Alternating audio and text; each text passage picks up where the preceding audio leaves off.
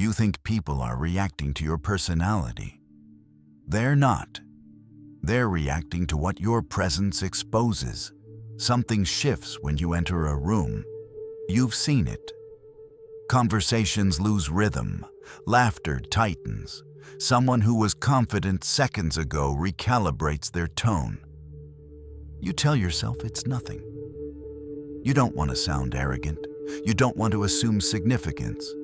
So you minimize it. But it keeps happening. You are not louder than everyone else. You are not trying to dominate. In fact, you often say less.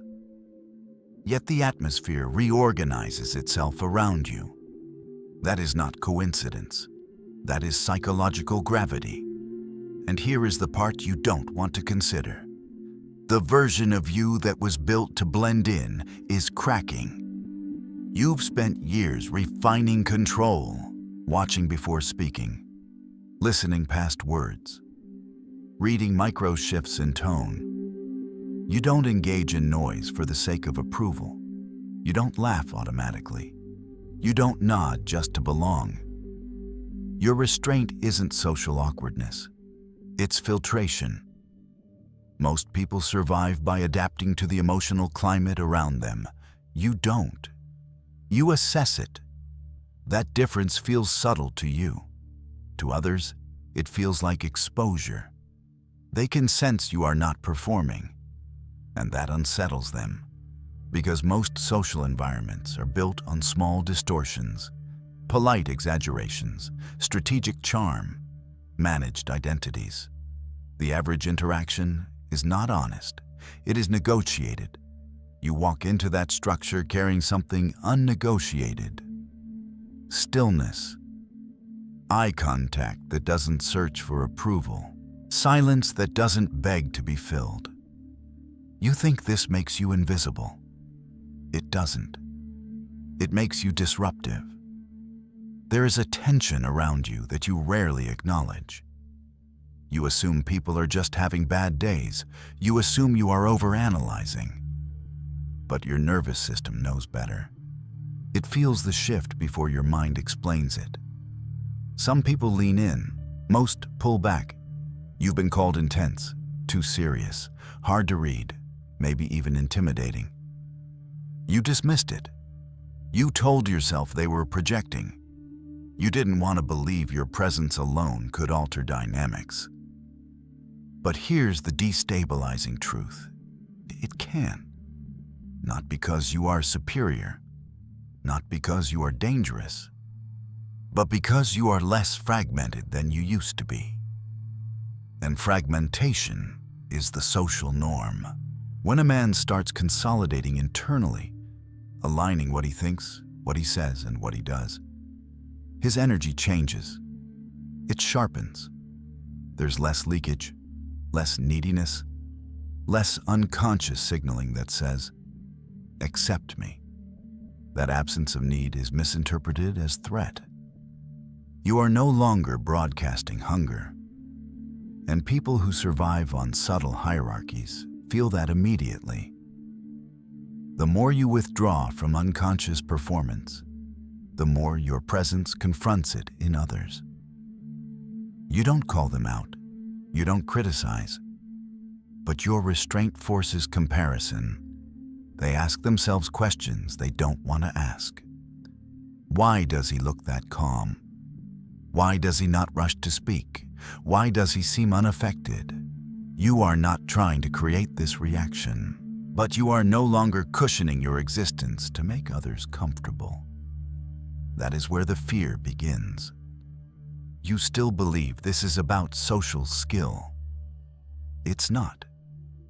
It's about identity consolidation. Something in you has stopped negotiating with environments that require you to dilute yourself. And the world is responding, not verbally, energetically. You feel the distance forming in certain rooms. You notice who overcompensates around you, who jokes louder, who subtly challenges you, who avoids direct engagement. These are not random behaviors. They are adjustments. Adjustments to you. This is the part most men never recognize. When you stop fragmenting yourself to fit, you become a mirror, and mirrors are not always welcome. You are not scaring people with aggression. You are unsettling them with coherence. And coherence, in a culture built on performance, feels like quiet dominance. The question is not whether this is happening. The question is whether you are strong enough to understand why. Because once you see it, you cannot go back to pretending you are just another presence in the room. Something fundamental is shifting in you, and it will either isolate you or refine you. We will not resolve that yet. What you're experiencing is not social rejection. It is psychological friction. When a man begins consolidating internally, the first consequence is not applause. It is resistance. Not always loud, not always visible, but measurable. The temperature changes. The tone shifts. Invitations slow down. Energy around you becomes cautious. You interpret this as distance. Sometimes you even interpret it as personal failure. But what is actually happening is more precise. You are triggering ego defense mechanisms in others. Most adults operate from a constructed identity, a curated version of themselves designed to maintain belonging, status, and control. This identity is fragile. It depends on validation loops, on shared illusions, on mutual agreement not to question the script. When you enter a space with reduced need for validation, you destabilize that agreement. You are no longer unconsciously signaling, "Approve me." You are signaling, "I approve of myself." That difference feels subtle to you. To someone still dependent on external reinforcement, it feels like judgment. This is where projection begins. They feel exposed, but they cannot articulate why. So the mind looks for explanation. It lands on labels. He's arrogant. He's cold. He thinks he's better. He's too intense. These labels are psychological shields. They protect the ego from asking a more dangerous question. Why does his presence make me feel uncertain? Your silence forces people to confront their noise. Your composure forces them to confront their agitation. Your measured speech exposes their impulsive reactions. You are not attacking them. You are contrasting them. Contrast creates discomfort, and discomfort activates defense. There is another layer beneath this: emotional fatigue. Most men in your age range are carrying invisible exhaustion, career pressure, financial strain, status comparison, relationship instability, digital overstimulation, constant competition. They are stretched thin, even if they pretend to be solid. When someone who appears internally aligned walks into that environment, it intensifies the fatigue, not because you are demanding anything, but because your coherence highlights their fragmentation. They don't feel inspired. They feel behind. And behind quickly turns into resentment if the ego is not mature enough to process it. This is why conversations sometimes die when you go deeper. You ask a real question. You hold eye contact a second longer. You pause instead of filling silence. That pause is powerful. It forces reflection. Reflection is threatening to someone who is avoiding themselves. You are not too much. You are removing the distraction layer that keeps people comfortable. And comfort is addictive. You also need to understand identity fragmentation. Most people behave differently in every context. One version at work, another with friends, another online, another with partners. None of these versions are fully integrated. They are adaptive masks. When you begin integrating, aligning values, speech, and behavior across contexts. You reduce internal contradiction. That reduction creates psychological weight. Your words carry more force because they are not split across personas. Others feel that weight. They don't consciously analyze it. They simply register. He feels solid. And solidity intimidates instability. Now here is the part that requires discipline to hear. Some of your isolation is self-inflicted, not because you are wrong, but because you have withdrawn strategically without admitting it. You became selective. You stopped entertaining conversations that felt shallow. You stopped explaining yourself repeatedly. You stopped chasing people who misunderstood you. You called it growth. Part of it is growth. Part of it is defense. Strategic withdrawal can become emotional detachment if you are not careful. You tell yourself you don't need connection. You tell yourself you prefer solitude. You frame it as independence. But independence can hide avoidance. This is where you need precision. Are you refined, or are you guarded? There is a difference. If this level of analysis feels rare in your environment, subscribe. Not for motivation, for clarity. This is not content for the distracted. It is for men willing to examine themselves without flinching. Now, there is one more mechanism operating beneath everything. Unconscious hierarchy recalibration. When you enter a room with calm dominance, no loudness, no posturing, you disrupt the invisible ranking system. Social groups constantly measure status through micro-behaviors. Who speaks first? Who interrupts? Who seeks approval? Who laughs hardest? You opt out of that game. Opting out reads as power, even if you don't claim it. Especially if you don't claim it. People who rely on subtle dominance tactics feel threatened by someone who cannot be baited. You don't react quickly. You don't over-explain. You don't compete for airtime. That restraint forces them to escalate or retreat. Many retreat, a few escalate. Both are reactions to your internal consolidation. But here is the unresolved tension. Consolidation without conscious direction becomes isolation. If you don't understand what you are building toward, your intensity will turn inward. You will become hyper-analytical, over-controlled, emotionally distant. The same presence that unsettles others can harden you. And that is the real risk. You are not just affecting rooms. You are restructuring yourself. The question is whether you are doing it deliberately or defensively. We're not answering that yet. The version of you that used to survive by adapting is no longer functional. That identity ran on approval, quick calibration, and subtle self-editing. It kept you socially smooth. It kept conflict low. It kept you acceptable. But it required fragmentation. You had to split yourself into pieces depending on who was in front of you. Over time, that split becomes exhaustion. Not dramatic, not visible. Just a low-grade internal erosion.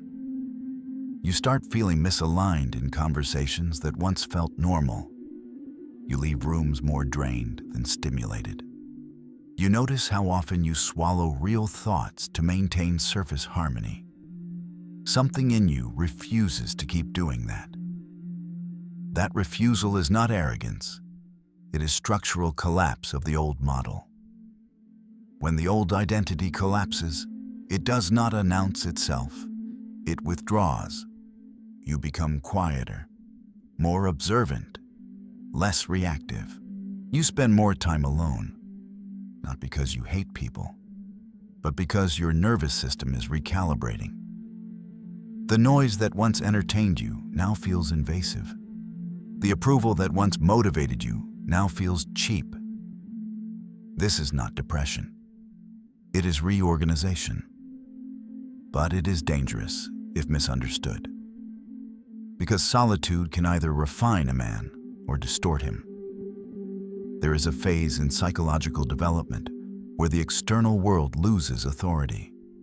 You stop outsourcing your direction to group consensus. You question assumptions you once absorbed automatically. You analyze your own motives. You confront contradictions. This feels isolating because most social bonds are built on shared unconscious patterns. When you begin dismantling those patterns internally, you temporarily detach from the group rhythm. That detachment feels like loss. You may notice fewer invitations, or you decline them yourself. You may feel misunderstood even when nothing explicit is said. Conversations seem repetitive, predictable. You hear the same fears recycled in different language. You recognize insecurity disguised as humor, dominance disguised as charisma, validation disguised as confidence. You cannot unsee it. And once you cannot unsee it, you cannot fully participate the same way. This is where many men make a mistake. They interpret this phase as superiority. It is not. It is transition. If you build your new identity on quiet contempt for the old world, you will harden. You will mistake detachment for strength. You will build an identity around being different. That is just another mask, a more sophisticated one. The real collapse is not social. It is internal. Your previous self was built to survive an earlier version of you. That version needed acceptance, needed validation, needed proof. Now you are less willing to negotiate your integrity for comfort.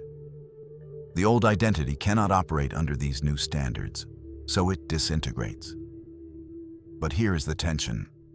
When something collapses, there is a vacuum, and vacuums invite distortion. Without deliberate reconstruction, you drift into over-isolation, over-analysis, emotional suppression disguised as discipline. You call it focus. But underneath, it is fear of re-engagement, fear of being misunderstood again, fear of returning to fragmentation. This is where many men stall for years. They live in between identities, not who they were, not fully who they are becoming, just suspended. You may feel this suspension right now. A strange distance from your old environment, a sense that something bigger is forming, but not yet defined. You sense potential, but also instability. That instability is not weakness. It is exposure. When a structure is torn down, you see the wiring, the flaws, the weak beams. You see what was holding everything together, and it is rarely as solid as you thought. Now comes the quiet fear. What if you rebuild incorrectly? What if you mistake emotional numbness for control? What if you mistake social withdrawal for depth? What if you mistake intensity for identity? Reconstruction requires precision. If you overcorrect, you become rigid. If you undercorrect, you regress. There is a reason this phase feels lonely. Few men around you are consciously rebuilding. Most are maintaining image, maintaining routine, maintaining narratives about who they are. You are dismantling. That process is invisible to others. They only see the behavioral shift, the reduced availability, the sharper boundaries, the controlled speech. They interpret it as distance. You experience it as necessity. But necessity without direction becomes drift. This is why awareness matters. You are not broken. You are between structures. The old self that performed for stability is collapsing. The emerging self demands alignment. The tension between them creates pressure. That pressure will either refine you into coherence or push you into isolation with a superiority complex. There is no neutral outcome. Notice where you are watching this from. Comment the city you're watching from. I want to see where men are going through this quietly. Not for numbers, for pattern recognition. Because this is not random. Across cities, across careers, across backgrounds, the same internal demolition is happening. The same silence, the same recalibration. The old identity is gone. The new one is not yet stable. And until you consciously decide what principles will define it, the vacuum remains open. Pressure builds in open space, and pressure always forces a choice. At this stage, the easiest lie to believe is that the world is the problem, that people are shallow, that society rewards noise, that relationships fail because others cannot handle depth, that authority reacts defensively because it feels threatened. There is partial truth in all of that. But partial truth is dangerous. It feeds victimhood without you noticing. You are not a victim of being intense. You are responsible for what you do with that intensity. If your presence unsettles rooms, that is information. What you build from that information determines whether you rise or decay. Many men reach this phase of identity collapse and turn outward. They begin analyzing everyone else, diagnosing insecurity, spotting projection, seeing ego defense everywhere. It feels empowering. You feel perceptive, a step ahead. But constant external analysis is avoidance. The real discipline is internal control. Can you regulate your reactions when someone misreads you? Can you remain composed when someone subtly challenges you? Can you hold eye contact without turning it into dominance theater? Can you engage socially without diluting yourself? If not, then your intensity is still reactive. And reactive intensity is weakness disguised as depth. Here is the uncomfortable reality. Some of the tension around you is amplified by micro-signals you don't notice. Tight jaw, controlled facial expression, minimal affirmations, reduced warmth. You call it neutrality. Others experience it as pressure. That doesn't mean you fake warmth. It means you develop emotional range without fragmentation. There is a difference between being solid and being rigid. Rigidity feels powerful in the short term. You speak less, you reveal less, you detach quickly, you maintain control of your emotional output. It protects you from misinterpretation. It minimizes vulnerability. But over time, rigidity turns into isolation. Isolation turns into narrative. The narrative becomes identity. I'm just different. Most people can't relate to me. That story feels strong. It is actually defensive. Breaking victimhood requires ruthless ownership. If conversations die around you, ask why without ego.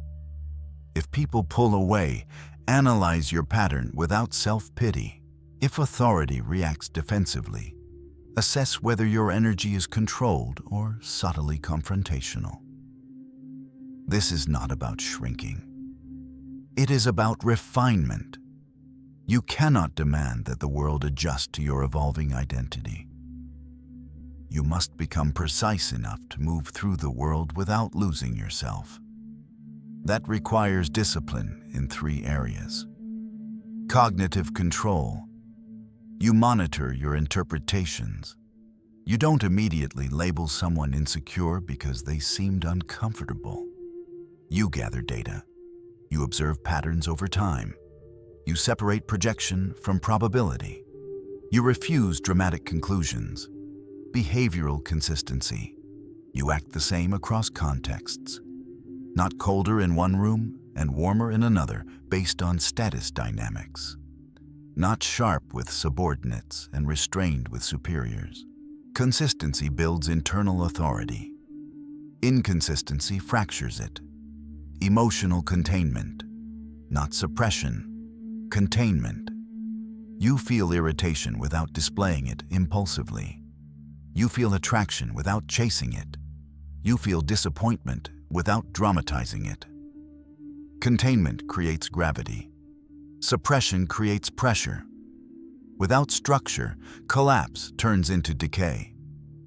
If you simply withdraw and tell yourself you are evolving, you will wake up 2 years from now more isolated, more cynical, more rigid. Your aura will not feel grounded. It will feel guarded. People will not be unsettled by your coherence. They will be uncomfortable around your tension. That is not growth. That is armor. And armor is heavy. You are not here to become emotionally inaccessible. You are here to become internally aligned. Alignment requires responsibility, not just awareness. You cannot control how others interpret you. But you can control whether your presence is grounded or charged with unprocessed defensiveness. The man who rebuilds successfully does not blame the environment. He studies it. He moves through it strategically. He adjusts delivery without adjusting principles. That balance is rare. Most swing between accommodation and isolation. You are being forced to choose something higher. No applause, no validation, just structure. If this is hitting accurately, subscribe. Not for affirmation, for accountability. This level of reconstruction requires repetition, because here is the intensity you must face. If you do not consciously discipline your consolidation, you will become harder, not stronger. Hard men break under the right pressure. Structured men adapt without collapsing. Right now, you are still in the pressure phase. And pressure does not care about your narrative. It reveals your design. At the beginning, we destabilized the illusion that nothing was changing. You felt the shift in rooms, the recalibration in conversations, the subtle resistance. Now you understand why. The old identity dissolved. The new one is forming. The tension was never random. It was structural. Now comes reconstruction, not cosmetic improvement, not personality refinement, structural rebuilding. First, elimination. You eliminate unconscious approval seeking, not by pretending you don't care what anyone thinks, but by refusing to let external validation dictate internal direction. You notice when you're about to over-explain. You stop. You notice when you want to impress. You withhold. You notice when silence becomes a tactic instead of a choice. You correct it. Precision over impulse. You eliminate emotional leakage. That means no passive aggression disguised as calm. No subtle contempt disguised as intelligence. No performative detachment disguised as discipline. Every micro-expression becomes intentional, not robotic. Intentional. You eliminate narratives that position you as misunderstood genius. That story is seductive. It protects the ego. It also freezes growth. If 10 people experience you as distant, you examine that pattern. You don't romanticize it. Second, construction. You build internal authority. That means your standards are clear to you before they are visible to others. You know what you tolerate. You know what you refuse. You don't announce it. You embody it. Decisions become faster because your framework is defined. You build calibrated warmth. This is not softness. It is controlled accessibility. You can engage fully without diluting yourself. You can listen without absorbing. You can speak depth without forcing it into every interaction.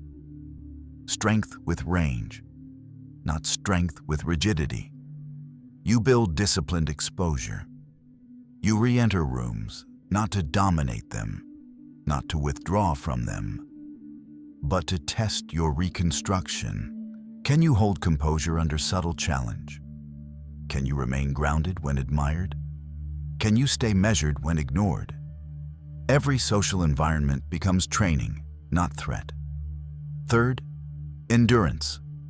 Reconstruction is not dramatic. It is repetitive. You will feel misunderstood again. You will encounter projection again. Some people will still label you intense. That does not disappear. What changes is your reaction. You no longer internalize it. You no longer weaponize it. You assess. Adjust if necessary. Maintain course if not.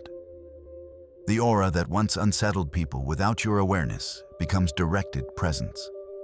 You are no longer accidentally disruptive. You are consciously grounded. Here is the psychological loop closing.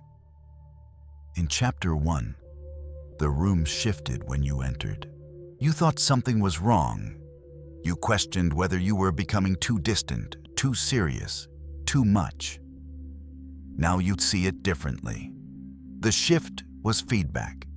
You were consolidating. But consolidation without discipline becomes isolation. With discipline, it becomes gravity.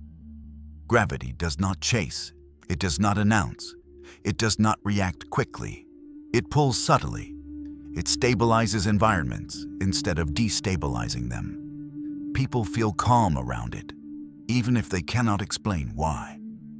That is the mature form of what you are building. Not intimidation, not mystique, stability. A man who has faced his fragmentation and reorganized himself does not need to prove depth. It is felt. He does not need to signal power. It is assumed.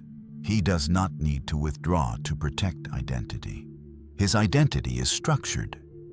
This is where most stop. They enjoy the early phase of being different.